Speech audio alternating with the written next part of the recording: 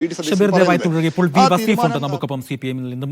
Wasif, M സ്വരാജിനെ സ്ഥാനാർത്ഥിയായി പ്രഖ്യാപിച്ചു കഴിഞ്ഞിരിക്കുന്നു. നിലമ്പൂരിൽ ശക്തമായ ഒരു ഉജ്ജ്വല പോരാട്ടം തന്നെ അവിടെ ഉണ്ടാകുമെന്നാണ് MV ഗോവിന്ദൻ മാഷ് പറഞ്ഞത്. വസീഫിന് ആദ്യഘട്ടത്തിൽ എന്താണ് പറയാനുള്ളത്? നിലമ്പൂരിൽ ഞങ്ങൾ ജയിച്ചു കഴിഞ്ഞു എന്നാണ് എനിക്ക് ആദ്യഘട്ടത്തിൽ തന്നെ പറയാനുള്ളത്.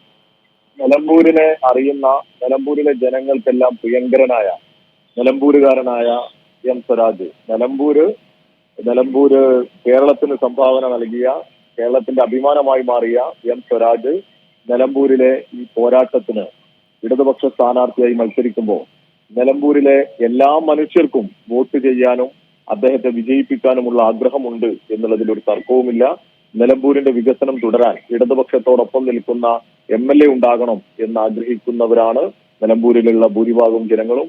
അതുകൊണ്ട് തന്നെ ഈ തെരഞ്ഞെടുപ്പിൽ സ്വരാജ് കൂടി സ്ഥാനാർത്ഥിയായി വരുമ്പോൾ കേരളത്തിലെ ഏറ്റവും മികച്ച വാഗ്മിയും അതുപോലെ തന്നെ CPM സംസ്ഥാന സെക്രട്ടേറിയറ്റ് അംഗവും വിദ്യാർത്ഥി യുവജന പ്രസ്ഥാനത്തിന്റെ അമരക്കാരനായി കേരളത്തിന്റെ രാഷ്ട്രീയ ഭൂപടത്തിൽ നിറസാന്നിധ്യമായ നേതൃത്വമായി നിൽക്കുന്ന സഖാവ് എം സ്വരാജ് നിലമ്പൂരിന്റെ നേതൃത്വമായി വരും എന്ന് തന്നെയാണ് ഞങ്ങൾ പ്രതീക്ഷിക്കുന്നത്. വസീഫ്, മറ്റൊരു കാര്യം, അവിടെ അൻവർ എഫക്ട് എത്രത്തോളം ഉണ്ട് എന്ന് താങ്കൾ വിശ്വസിക്കുന്നു? പ്രത്യേകിച്ച് അൻവർ ഒരു വലിയ ഫാക്ട് തന്നെയാണല്ലോ നിലമ്പൂരിൽ. അങ്ങനെ വലിയ ഫാക്ട് ആണെന്നൊന്നും ഞങ്ങൾ ആരും കരുതുന്നില്ല. ഞങ്ങൾ അതൊന്നും നോക്കുന്നുമില്ല. ഞങ്ങളുടെ സംസ്ഥാന സെക്രട്ടറി നേരത്തെ പറഞ്ഞു, ഒരു മഴവിൽ സഖ്യത്തിനോടാണ് ഞങ്ങൾ പോരാടുന്നത് എന്ന്. അതായത് ഈ കേരളത്തിലെ UDF-നോടൊപ്പം പല വർഗീയ കക്ഷികളും കൂട്ടിച്ചേരുന്നുണ്ട്. അതിൽ ജമാഅത്തെ ഇസ്ലാമി ഉൾപ്പെടെയുള്ള സംഘടനകൾ UDF-നൊപ്പം നിന്നുകൊണ്ട് ഈ അൻവറിനെ എല്ലാം ഉപയോഗപ്പെടുത്തി ഇടതുപക്ഷത്തെ പരാജയപ്പെടുത്താൻ പരിശ്രമിക്കും എന്നൊക്കെയുള്ള ഒരു കാഴ്ച ഞങ്ങൾക്കുണ്ട്. പക്ഷെ അതിനെല്ലാം മറികടന്ന് ഈ ജനങ്ങൾ ഇതെല്ലാം തിരിച്ചറിഞ്ഞ് മതനിരപേക്ഷത ഉയർത്തിപ്പിടിക്കുന്ന, വികസനത്തിന് വേണ്ടി ചിന്തിക്കുന്ന ഇടതുപക്ഷത്തോടൊപ്പം നിൽക്കും എന്ന് തന്നെയാണ് ഞങ്ങൾ പ്രതീക്ഷിക്കുന്നത്. ഒപ്പം തന്നെ ഈ പ്രതിപക്ഷമടക്കം പറയുന്നത് എം സ്വരാജ് തന്നെ കൊണ്ടുവന്നു അവിടെ സ്ഥാനാർത്ഥിയായി നിർത്താൻ. അതിനു മുൻപ് നിങ്ങൾ പരിഗണിച്ചത് പൊതു സ്വതന്ത്ര സ്ഥാനാർത്ഥികളെയാണ്, എന്നാൽ അവസാന നിമിഷമാണ് എം സ്വരാജിനെ അവിടെ കൊണ്ടുവരാൻ തീരുമാനിച്ചത് എന്ന തരത്തിലുള്ള ഒരു ആരോപണങ്ങളൊക്കെ അവർ ഉന്നയിക്കുന്നുണ്ട്.